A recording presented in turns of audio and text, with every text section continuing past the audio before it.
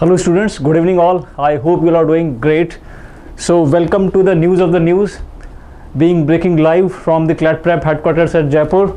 So today we'll be live telecasting the news for 14th of May 2022 with your educator Prithviraj Singh. Now on the very front page of the Hindu, you would have found the news about the Delimitation Commission, which has just sent the report over delimitation of electoral boundaries of the Union Territory of Jammu and Kashmir. We all know, students, that Jammu and Kashmir was reorganized after the Jammu Kashmir Reorganization Act of 2019, and the seats and it was being transformed from a state to a union territory. So we all know that Jammu Kashmir has been transformed from a state to a union territory with Vidhan Sabha, and the states in the Vidhan Sabha of Union Territory of Jammu Kashmir have been increased. And we all know that earlier the seats were 83. I'm talking about Jammu and Kashmir, excluding Pak occupied Kashmir and Ladakh.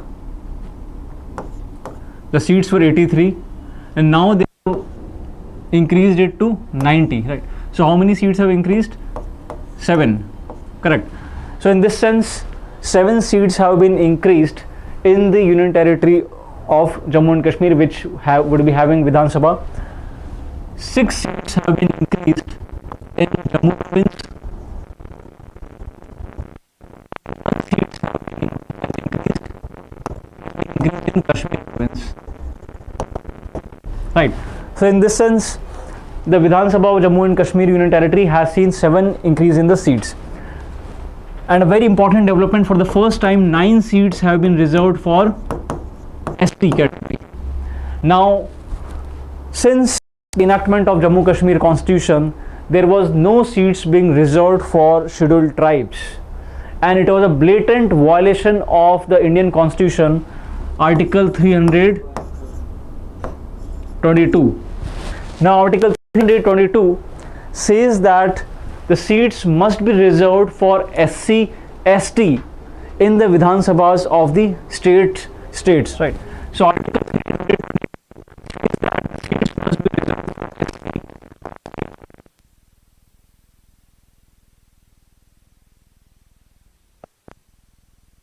Vidhan Sabhas. So therefore, because there was no seats reserved for scheduled tribe people, so it was a clear violation of Article 322 of the Indian Constitution. So very important development, for the first time 9 seats have been reserved for scheduled tribe community in the Union Territory of Jammu Kashmir, and we must understand that there are a good number of tribal communities in the state of Jammu, in the Union Territory of Jammu Kashmir, like Giddis, Sippis, Gujars, Bakirwals. So they have a good strength, good numbers in the Union Territory of Jammu Kashmir. So it's a very good move. Now a petition is being filed against this report, and we should know that the Delimitation Commission is to demarcate the electoral boundaries of the state, right? So electoral boundaries of the state, and it ensures the uniformity across the state. For example, Rajasthan has 200 seats or 200 MLAs. Rajasthan has 200 MLAs in its Vidhan Sabha, right? And they are being divided uniformly across the state, and the formula is 30 lakh. That means for every 30 lakh population there is 1 MLA. Let's say the population of Jaipur district is 60 lakh, so there are 2 MLAs. I'm just assuming it, right? So this is called as uniformity, correct? Now, so they are being decided by the Delimitation Commission. Now the Delimitation Commission in the Union Territory of Jammu and Kashmir was recently being formed, and it was being headed by retired Chief Justice Ranjana Prakash Desai was the chairperson of this Delimitation Commission, as you all would be knowing. Now this report of the Delimitation Commission has been challenged in the court, and in the court proceedings which were being led by Justice Sanjay Kishan Goel, SK Goel. here the court said that, I mean, if at all any challenge has to be has to come up, it has to be at the formation of the at the beginning of the report formation, and not at the at the final stage. So the 3-member Jammu and Kashmir Delimitation Commission, led by former Judge Justice Ranjan Prakash Desai, we already understood. And guys, we must also understand that the seats in the states are being reserved based on 2001 census, and they are being frozen till the year 2026. Correct. So for the state assemblies and the union territories with the state assemblies like Delhi, Pondicherry and Jammu and Kashmir, the seats are being reserved based on 2001 census, and they are being frozen till for 25 years, that is up till 2026. Now, and it is clearly mentioned under Article 170, which talks about the seats in the state assemblies. So Article 170 has to be noted upon here of the Constitution says, said that such an exercise for the entire country was due only in 2026. That means the reconstitution or next delimitation of the electoral boundaries of the territorial constituencies of the state would be done only after 2026. So this report of the Delimitation Commission of Jammu and Kashmir is a violation of Article 170 as being put up by the petitioners. Now, so this article talks about the same. It issued a second notification on March 3 restricting the scope, right? So earlier the delimitation was to actually happen in the state of, in the Union Territory of Jammu Kashmir, Assam, Arunachal, Manipur and Nagaland.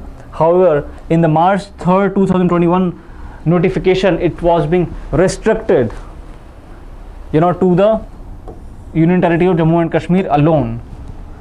Now, any increase as being claimed by the petitioner in the number of seats from 107 to 114, because here I have excluded the seats from Pak occupied Kashmir and Ladakh, but if I add them, earlier it was 107 and now they have increased by 7 to 104.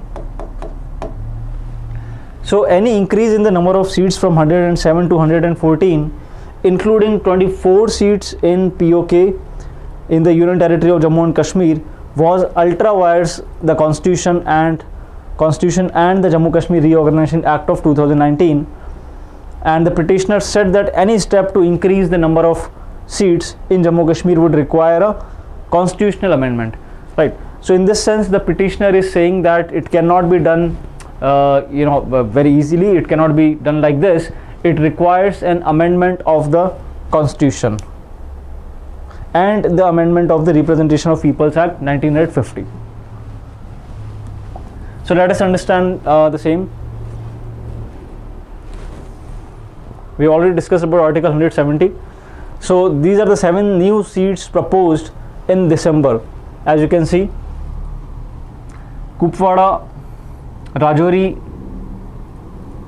Riyasi, Kishtwar, Doda, Kathua and Samba, right?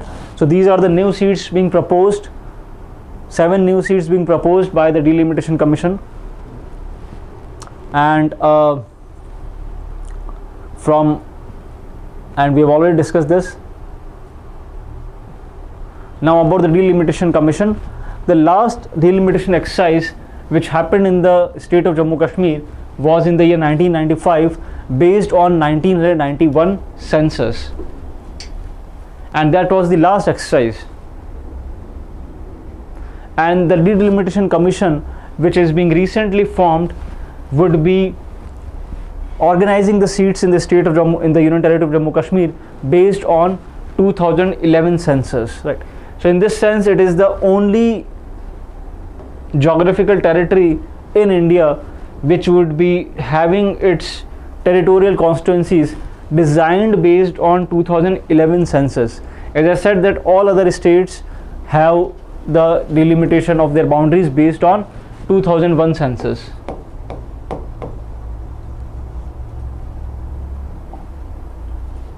Now the Delimitation Commission is being appointed by the President, as we all know. That means the central government, and it fixes the boundaries of the territorial constituencies in the states as well as for the purpose of Lok Sabha elections. Now the Article 82 provides that the Parliament enacts a Delimitation Commission Act after every census. Article 170, which is being mentioned in the article, provides the division of state into territorial constituencies as per Delimitation Commission Act after every census. And here they have mentioned, in this article they have mentioned that the census is 2001 census and the seats are being frozen till 2026. That means the next Delimitation Commission would happen only after 2026. Now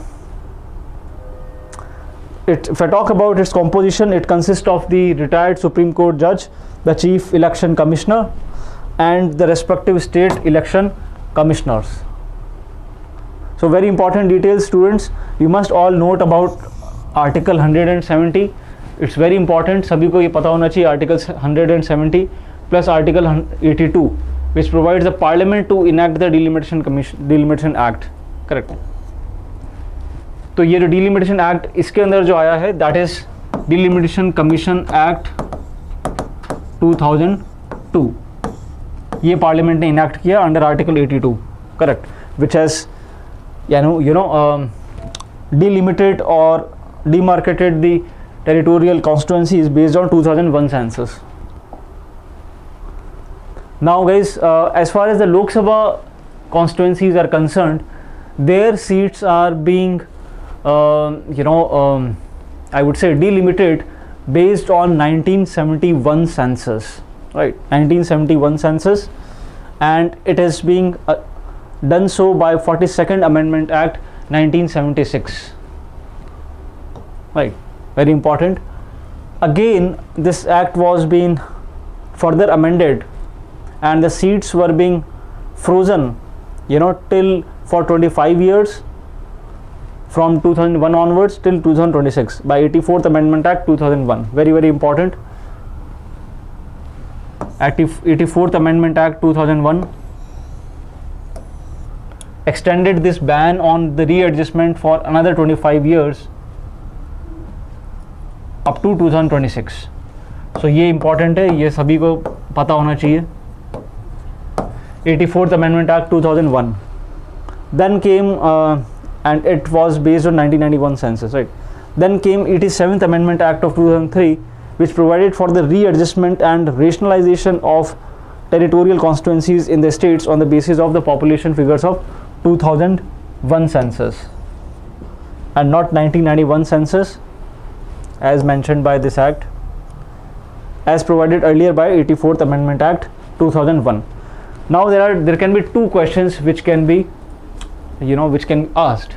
The first is that the seats are being frozen till the year 2026 based on which of the following Amendment Act? I repeat again, the seats in Lok Sabha and state assemblies are being frozen till 2026 based on which constitutional amendment? So the answer would be 84th Amendment Act 2001, and the Parliament has passed this Amendment Act, right? Because it is an act. 84th Amendment Act 2001. Correct. The second, they may ask that the Lok Sabha seats are being demarcated based on 1971 census. Correct. That is for sure, and it is being done by which Amendment Act? So it is 42nd CAA 1976. Now the question, if it is asked that the state assembly seats are being demarcated on which census, So it is 2001 census. Correct. 2001 census, and it is based on 87th Amendment 2003. So at least you have to keep in mind 84th Amendment Act 2001, which actually has frozen the seats for 25 years till the year 2026. Number one, right? Very important amendment which every student preparing for law, UPSC, SSC, or all other government exams must keep in mind. So the seats are being frozen till 2026, that is for 25 years by 84th Amendment Act 2001. Correct. For Lok Sabha, the census is 1971. Even for the presidential elections, the census is 1971. For state assemblies, the census is 2001. Correct. Now, the population figures for this for the states, that is 2001 census, is being derived by 87th Amendment Act 2003. Right. So remember the first fact, which is 84th Amendment Act 2001, and the second fact is this: Lok Sabha and state legislative assembly seats frozen on which census. I hope it is clear. So the delimitation commissions have been set up 4 times, students: 52, 63, 73 and 2002. Right. We all know that the last Delimitation Commission Act was in the year 2002,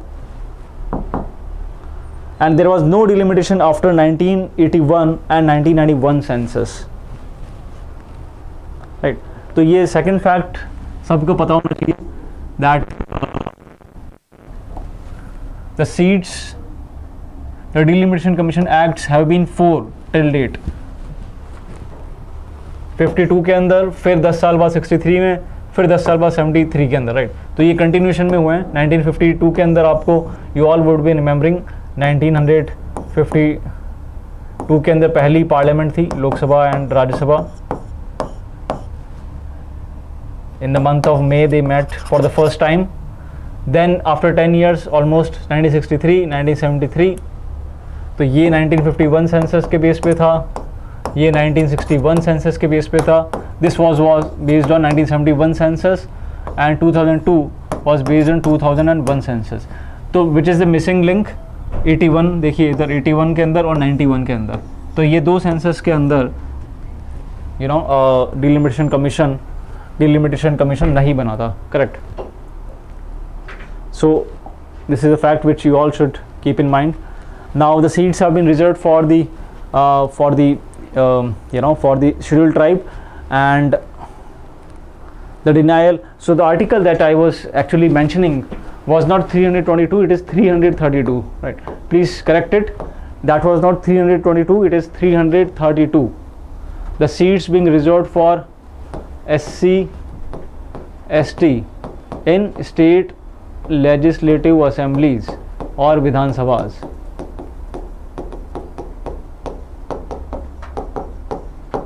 (332), right.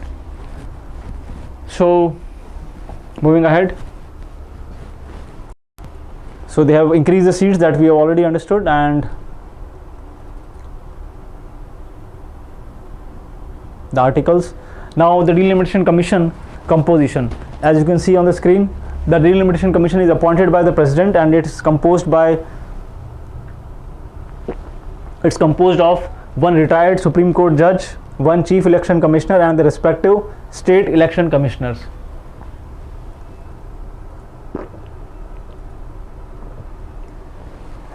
To the next news article, students, on the screen. Now China, Russia and Pakistan would be attending Shanghai Cooperation Organization (SCO) anti-terror meet in Delhi, and in this sense it is one of the first meeting after the tense years between India and Pakistan, and a very important opportunity for the countries like India and Pakistan, right? So China, Russia, Pakistan would be attending SCO anti-terror meeting in New Delhi, and it is by the name SCO RATS, or SCO Regional Anti-Terror Structure. SCO Regional Anti-Terror Structure. Now students, SCO is a regional organization of 8 countries. Now these are the member countries of SCO, very very important for the exam. As you see, there are eight countries which are the members of SCO: China, Russia, and then the Central Asian countries of KKTU, Kyrgyzstan, Kazakhstan. अब यहाँ पे T से Turkmenistan भी होता है, so students generally confuse हो जाते हैं. So it is not Turkmenistan, हमेशा याद रखिए. ये पहला अल्फ़ाबेट इंग्लिश का A, right. So it is Tajikistan, Tajikistan. So always remember the first alphabet, right. English का जो फर्स्ट अल्फ़ाबेट है ए, उसी से ये तजाकिस्तान है, क्योंकि तुर्कमेनिस्तान से भी कंफ्यूज हो सकते हैं लोग. सो इसीलिए के to you always remember that it is Russia plus China plus the Central Asian countries of KKTU. ये सारे Central Asian countries है, right? Central Asian countries. Kyrgyzstan, Kazakhstan, Tajikistan and Uzbekistan plus India and Pakistan, which were being inducted later, right? Now Shanghai Cooperation Organization came into being in the year 2001, and these are the member countries in blue. Right. So the blue states that you see on the map are the member states: Russia, China, India, 1, 2, 3, 4, 5, 6, 7 and 8. Right. So 8 is your Pakistan, correct. So 8 member states, and these are the observer states, dialogue partners and guest attendees, correct. Now SCO is a permanent international organization, and it was being created in the year 2001, although the charter was signed in the year 2002 and it came into force in 2003. So that means it got commenced from 2003. But अगर question आता है कि कब ये create हुई थी, so the answer would be 2001. Now it talks about, it is a political, economic and military organization, and in this sense it is a counterweight to NATO. Right? You all know the North Atlantic Treaty Organization, which was formed in the year 1949. It was a military alliance, and it was formed during the Cold War era, which was a ideological conflict, economic conflict between the Soviet and the America, the capitalist bloc and the communist bloc, right. So in this sense SCO is being considered as a counterweight to NATO, and NATO, you all know, today has 30 member countries, and Finland has yesterday shown its ambitions or aspirations to join NATO in the coming days, and it would increase the membership to 31. Even Sweden has also, shown the same ambitions. So it is so SCO, coming back to our discussion on SCO, it's a 8-member economic and security bloc, and has emerged as one of the largest trans-regional international organization. Now you can see India, Pakistan joined SCO only in the year 2017, correct. So यहाँ पे when we were discussing India, Pakistan, ये बाद में join किया था, they joined in the year 2017. उससे पहले it was just 6-member group, correct. Now originally it had China, Russia and the Central Asian countries of Kyrgyzstan, Kazakhstan and Tajikistan, correct. So Uzbekistan was also not there, as you can see. So Uzbek was not the founding member. So there were only 5 members when it was being formed in the year 2001, and in those days it was called as Shanghai 5. ये चीज़ पे question आ सकता है कि SCO was being originally called by which of the following names. So the answer would be Shanghai 5, right. Shanghai 5 on the screen, because there were 5 members and the center or the headquarter was in Shanghai, China, right. So Uzbek was not the member, India and Pakistan was not the member, correct. So China, Russia, Kyrgyzstan, Kazakhstan and Tajikistan were the members, or the initial founding members of the SCO, which was earlier called as Shanghai 5. Now in the year 1996, I mean in the year 2001 onwards, Uzbekistan also joined, and India Pakistan joined in the year 2017. Now the membership is 8. Now this is an anti-terror actually structure or a meeting which is being conducted by the SCO members, also called as SCO RATS. SCO RATS is Shanghai Cooperation Organization regional anti-terror structure, and this would be hosted by India from May 16 to 19. In the coming days, right, just 2 days after today, they would be hosting the SCO RATS. Very important. And at the same time, India is also expected to host the SCO summit in 2023. बहुत ज़्यादा important point है ये, इस पे question आ सकता है, क्योंकि next year जो SCO की मीटिंग होने वाली है, इट वुड बी कंडक्टेड और it would be hosted by India. Very, very important fact or takeaway from this article. 2023, the next SCO summit would be hosted by India. Again, in October this year, a joint anti-terrorist exercise titled Manesar Anti-Terror 2022 will be held on NSG training campus in Manesar at the outskirts of Delhi. Again, this is also a SCO exercise, Manesar Anti-Terror 2022. And it will be followed by another joint border operation of SCO member states called Friendship Border 2022 in Kazakhstan later this year. So SCO की एक और meeting होने वाली है Kazakhstan के अंदर इसी साल at the end of this year, and this would be called as Friendship Border 2022. So I hope it is clear. Also mentioned in the article. Moving to the next news article, guys. About the RATS. RATS is a permanent body of SCO, and it is intended to facilitate the coordination against the terror activities. Moving to the next news article. Yesterday, guys, we discussed about Finland deciding to join NATO, and Sweden also has shown the ambitions to join NATO. Well, the Turkey president Tayyip Erdogan has in the press conference has said that it would not allow Finland to join NATO because of the reason that Finland, Sweden are the, they promote terror activities, especially they support the Kurdish militants. And it is a statement being released by the president of Turkey, Erdogan. He says that Sweden and the other Scandinavian countries, the Nordic countries, are allegedly supporting the Kurdish militants. Kurdistan is a militant area, Kurdish militants and others whom Turkey considers to be terrorists.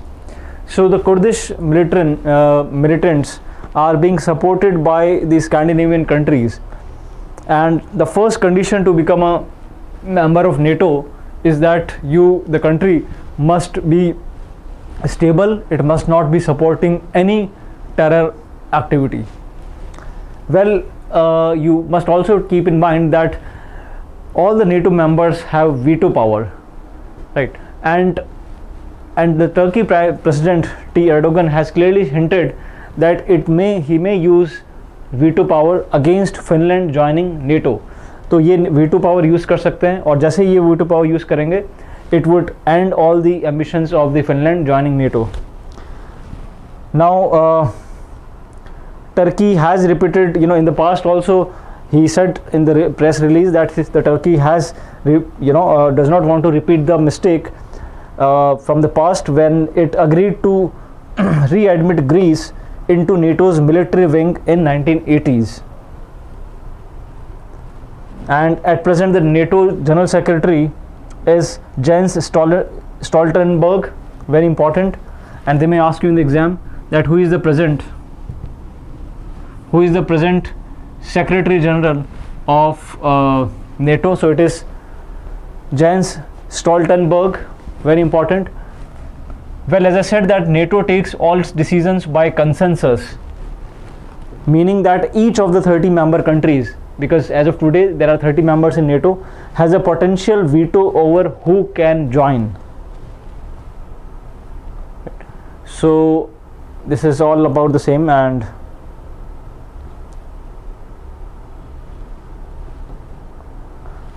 so Russia has also indicated that it would retaliate if Finland and Sweden joins NATO, and there are possibilities of cyber attacks, different kind of hybrid attacks, or violation of Swedish airspace or territorial sea, right?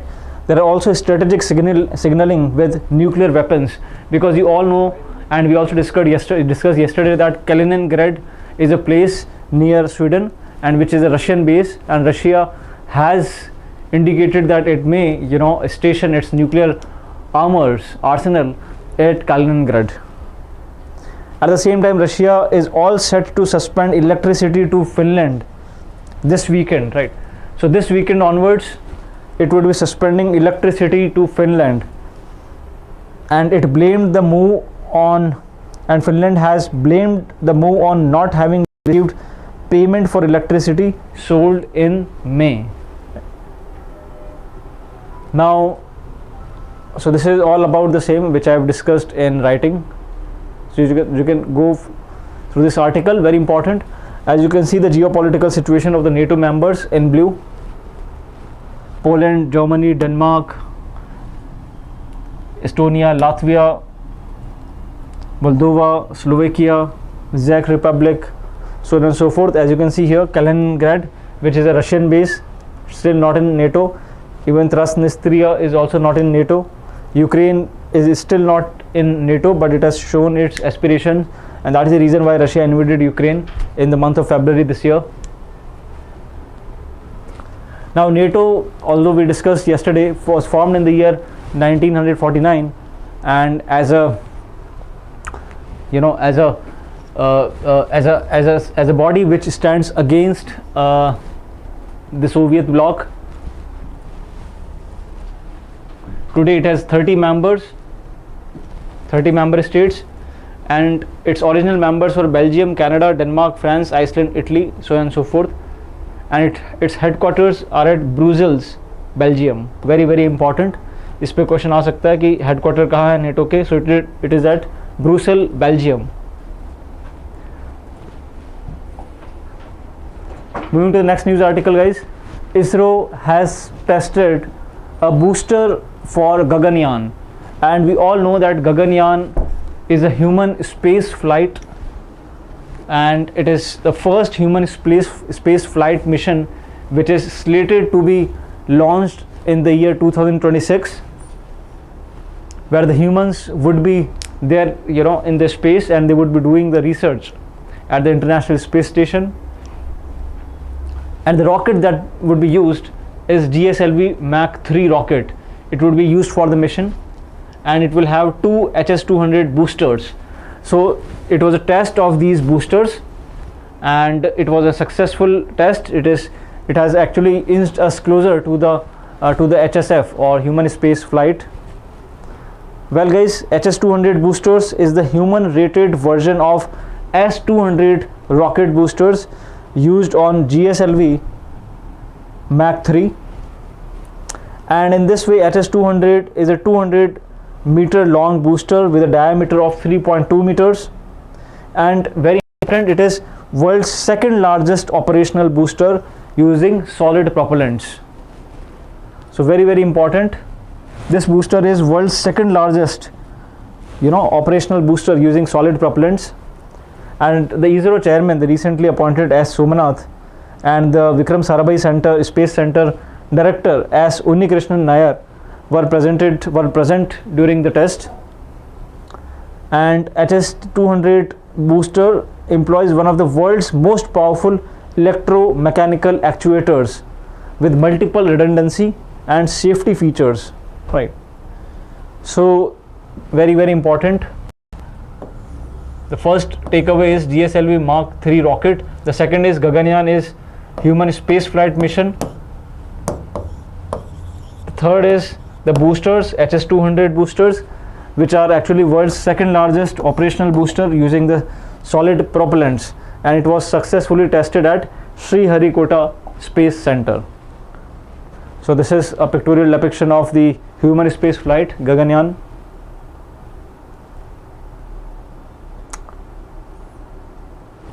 Now about Gaganyaan, the Gaganyaan system module, called as orbital module, will have three Indian astronauts, including one woman, and it will circle Earth at a low Earth orbit at an altitude of 300 to 400 kilometers from Earth for 5 to 7 days. Right. So this is a pictorial depiction of the launch of Gaganyaan. Moving to the editorial section, guys, there have been many articles about the jute industry in India and the crisis which is being faced by the Indian jute industry.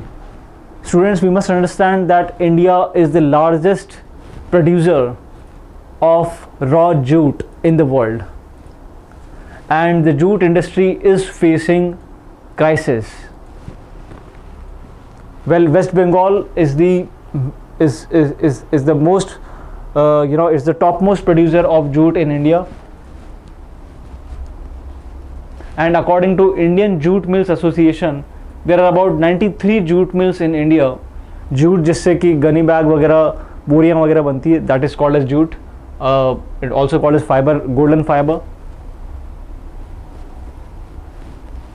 About 40 lakh farmers are associated with the production and trade of the golden fiber, and about 80% of the finished products, B12 jute bag.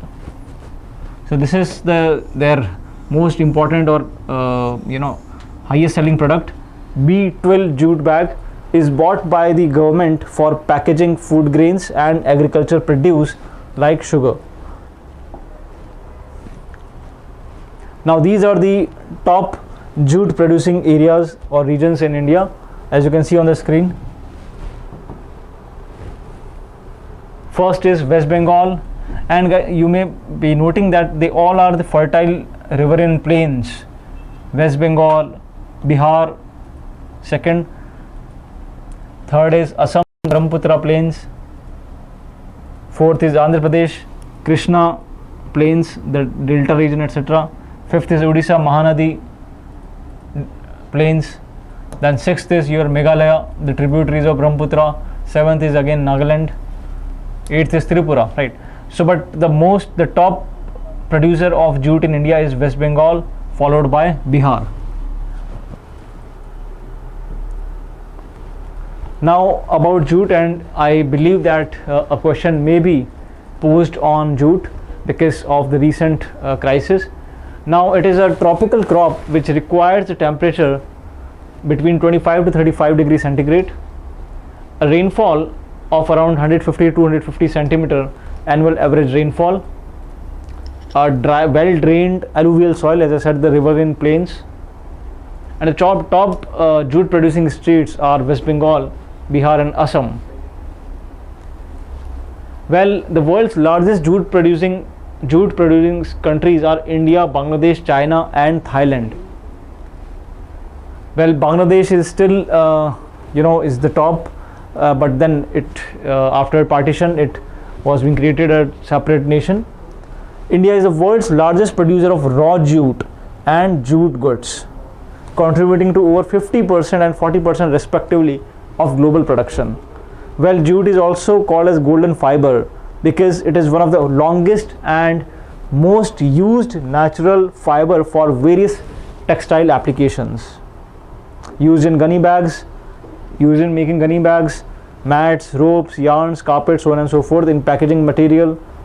So now the reason of this crisis or jute crisis is that the office of the jute commissioner, which comes under the Ministry of Textiles, इन्होंने जो jute का जो per quintal price है, they have fixed it, right? So they have fixed the maximum price of raw jute at 6,500 rupees per quintal. तो उन्होंने raw jute का जो पर क्विंटल प्राइस है उसको फिक्स कर दिया, और ये फिक्स करने की वजह से it has led to a fall in procurement as raw jute sells in the market at a price higher than 6,500 per quintal, and mills decided to suspend work. अब they have fixed the price at 6,500 rupees per quintal, but market के अंदर तो ये इससे ज़्यादा price में होता है, राइट, इससे ज़्यादा प्राइस में बिकता है. So therefore जो है it has seen the fall in procurement, and the mills have decided to stop the work. They have decided to suspend the work, right? So this is the major reason behind the jute crisis.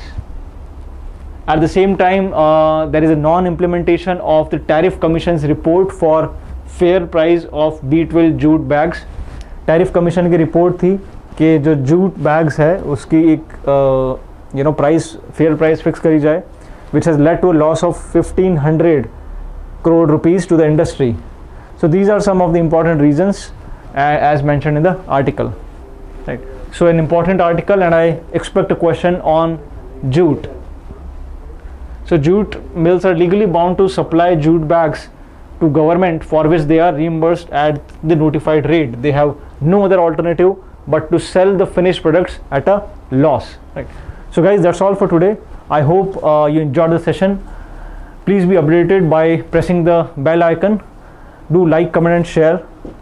That's all for today. Wish you all the best. Good day. Goodbye.